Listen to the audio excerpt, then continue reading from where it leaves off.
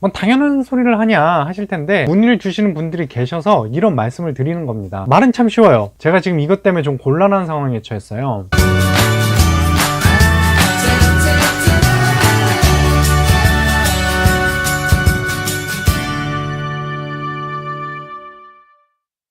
'이전 영상에서 연락처를 안 남겨놨었다가 이메일 주소를 알려달라는 댓글을 보고 뒤늦게 이메일 주소를 올렸었거든요. 그랬더니 많은 분들께서 메일을 보내주셨어요. 되게 감사하더라고요. 왜냐면 제 주변에서 국제결혼을 준비하는 사람은 저 혼자거든요. 그런데 비슷한 상황에 계신 분들이 많다는 것에 위로도 되고 공감도 되고 여러 가지로 참 감사했습니다. 근데 저도 모르는 상태에서 진행하다 보니까 메일 중에 이제 답변을 드리지 못했던 질문들이 있어서 이 자리를 빌어서 죄송하다고 양해의 말씀도 구하고 싶고요. 더 열심히 공부하도록 하겠습니다. 여튼 이렇게 여러분들과 메일을 주고받으면서 소통하는 과정 가운데 혼인신고를 좀 가볍게 여기시는 분도 계신 것 같아서 이번에는 혼인신고의 중요성에 대해서 말씀드리고자 합니다. 뭐 당연한 소리를 하냐 하실 텐데 제가 말씀드리고 싶은 건 양쪽 국가 모두에서 혼인신고를 하는 걸 말씀드리는 거예요. 생각보다 많은 분들이 시간이 허락하지 않는다든지 혹은 재정적으로 부담이 된다든지 기타 여러 가지 사정상 한쪽 국가에서만 혼인신고를 하시려고 하시는 경우가 있으신 것 같아요. 어차피 한국에서 할 건데 한국에서만 혼인신고하면 되는 거 아니냐? 한국에서만 혼인신고하고 살아도 되긴 되겠죠? 근데 문제가 발생할 수 있어요. 한국에서만 혼인신고를 할 경우 배우자가 본국으로 갔을 때 서류상 미혼이 되는 경우가 발생합니다. 그 나라에서 서류상 미혼이 되는 경우가 발생해요. 이게 무슨 뜻인지 아시죠? 당연히 내 배우자는 그럴 사람이 아닙니다만 나는 의심을 할 수 있는 상황이 생길 수 있죠. 예를 들어서 배우자가 부모님을 뵈러 본국에 갔어요. 본국에 갔는데 본국에 인터넷이 잘 안 터진다든지 뭐 아무튼 무슨 사정으로 연락이 잘 안 돼. 근데 나는 막 온갖 상상을 하는 거죠. 왠지 일부러 연락을 안 하는 것 같기도 하고 온갖 의심을 할 수 있는 거죠.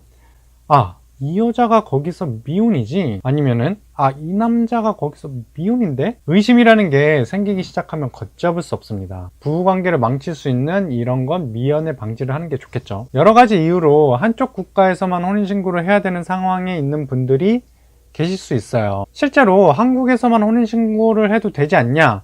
그 문의를 주시는 분들이 계셔서 이런 말씀을 드리는 겁니다. 그런데 상황이 어렵더라도 꼭 양쪽 국가 모두에서 혼인신고를 해야 한다고 말씀드리고 싶어요. 여러분의 행복하고 건강한 가정을 위해서 그렇습니다.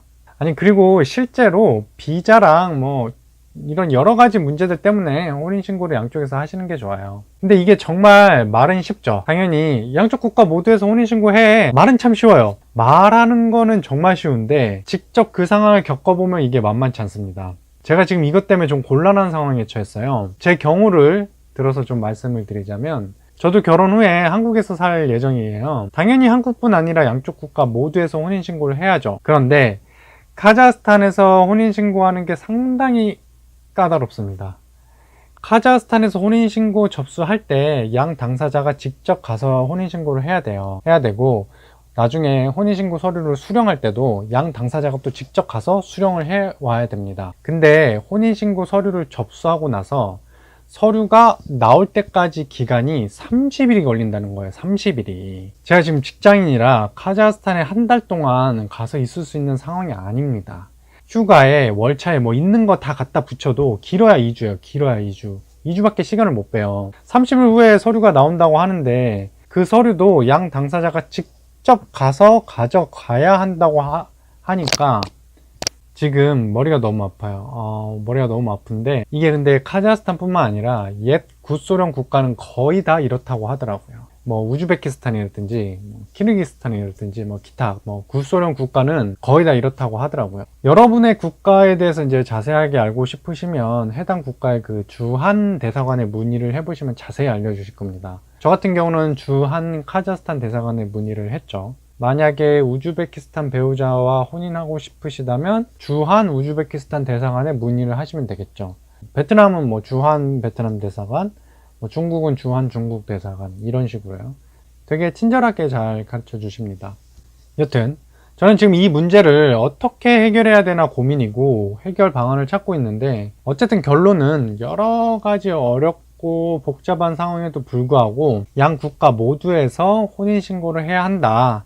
이게 오늘의 결론입니다. 한국인끼리 결혼하면 보통 결혼식을 하고 혼인신고를 하는 경우가 많잖아요. 근데 국제결혼의 경우는 혼인신고가 첫 단추입니다. 혼인신고. 그게 비자 때문에 그런데요. 이 비자 관련해서는 또 다른 영상에서 다루도록 하겠습니다. 시청해주셔서 감사합니다.